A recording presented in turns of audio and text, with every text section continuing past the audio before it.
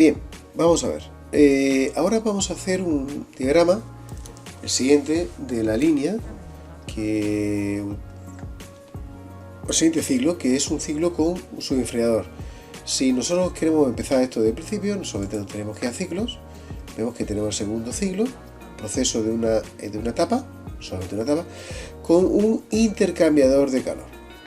Si repasamos este ciclo, tenemos que la descarga entre el 2 y el 3 pasa por el condensador, líquido condensado, y ese líquido entraría a una temperatura determinada a un intercambiador de calor, que se mezclaría a contracorriente, sin tocarse, con los vapores de la aspiración que pasan por el punto 8 hasta el punto 1, que es la entrada al compresor. Saldría por el punto 5 hasta antes de la válvula de expansión, se expansiona al punto 6, entraría el evaporador, se evaporaría y los vapores de la aspiración pasarían al punto 7, otra vez al subinfriador de líquido. Y así cerrando el circuito. Entonces, bueno, pues nosotros cuando una vez que pinchamos el ciclo 2 con el refrigerante escogido, tal cual, nos aparecen estos datos de entrada del proceso. Vamos a ver qué pasa con ellos. Hemos elegido una temperatura de evaporación de menos 10 con un recalentamiento de 7 grados. Bien, dejamos los 10 kilovatios de trabajo o de potencia en el evaporador. Recordemos, en el evaporador. 45 de condensación, un subenfriamiento básico de 10 grados. Con lo cual 35 grados es el punto 4, ya sabiéndolo. Dejamos automático el rendimiento de isentrópico en el compresor. Y bueno, aquí le damos 2 grados, por ejemplo, de recalentamiento de la aspiración, que sería este tramo, 7-8. Cuidado, el tramo que va desde la aspiración hasta el subenfriador de líquido.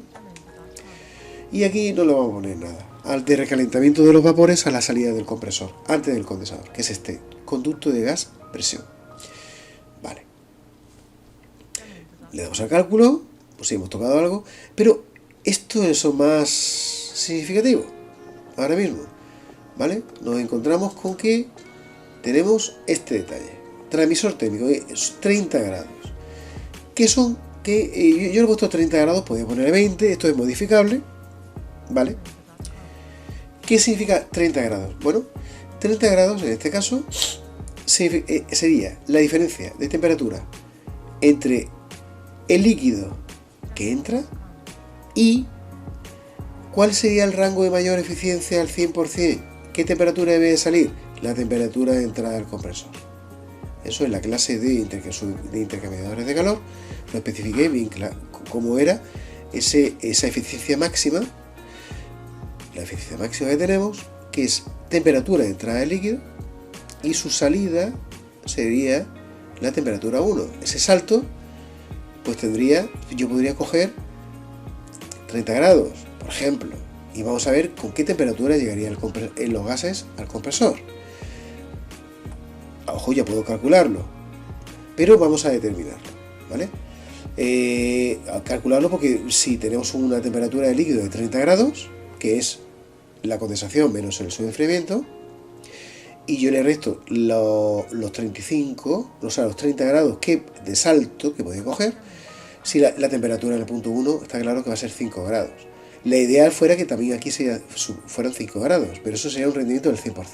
Se podría determinar así también el rendimiento del intercambiador. Bien, lo damos a cálculo, vemos el diagrama. El diagrama no varía mucho con respecto al diagrama estándar, nada.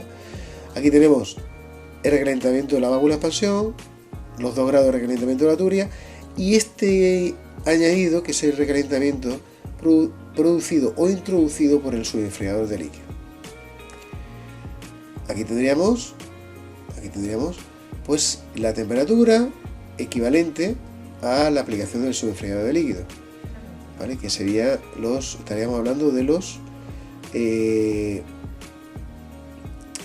35 grados, no, se subenfría un poquito más. Ahora veremos a ver qué temperatura coge, porque los 35 grados, fijémonos, están aquí situados. Esto sería los 35 grados, justamente donde está la X.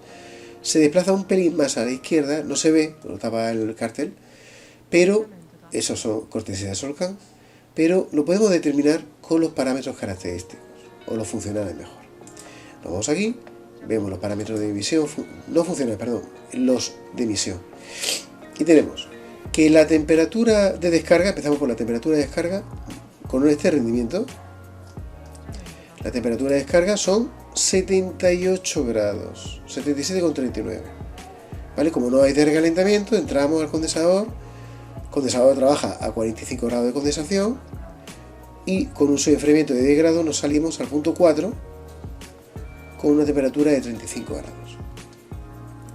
Fijémonos, baja aún la temperatura hasta 31,49. Esto lo determina el programa porque tiene un dato de eficiencia interno del transmisor, o sea, del intercambiador, ¿vale? Más o menos medio, estandarizado, y aquí tendremos 31,5 prácticamente.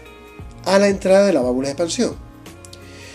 El régimen de evaporación entra a la válvula, sale de la válvula a menos 6, entra a menos 10, perdón, entra, se evapora a esa temperatura de evaporación, menos 3, que es el recalentamiento de 7 grados, menos 10 más, con un recalentamiento de 7 grados tenemos menos 3 en la temperatura del punto 7, se recalienta 2 grados hasta el punto 8, menos 1, y después hemos determinado que con un salto de 30 grados entre la temperatura del líquido subenfriado en el condensador antes y después 30 grados, le quitamos 30 grados, tendríamos 5 grados, esos 5 grados a la temperatura de entrada al compresor, que es esta. ¿Vale? Muy bien, o sea, ya tenemos el ciclo con los parámetros de emisión, sus entalpías, el volumen específico, muy importante, el volumen específico a la entrada del compresor, que es este punto, etc. Evidentemente también tengo los índices funcionales, que me dice la tasa de compresión total, ¿vale? Con su diferencia de presión, el caudal máximo circulante, en función de los 10 kilovatios que hay en el evaporador, hay que tenerlo en cuenta, ¿vale? Y con ese régimen de rendimiento isoentrópico también determino la potencia del compresor gracias a que a su caudal máximo y la diferencia de entalpía entre aspiración y descarga. También su volumen, el desplazamiento real, no podemos determinar el desplazamiento volumétrico teórico, que es el físico por el compresor, porque no lo tenemos que calcularlo en función de su rendimiento volumétrico. ¿Vale? Y con eso terminaríamos este problema con este ciclo. Bien, eso es todo para este vídeo. Muchas gracias por vuestra atención. Recordad que si tenéis alguna cuestión sobre algún tema, pues no dudéis en consultarla, que la intentaremos resolver lo antes posible. Así pues, también os agradecería mucho que compartierais este vídeo y por supuesto nos vemos en el siguiente. Hasta pronto.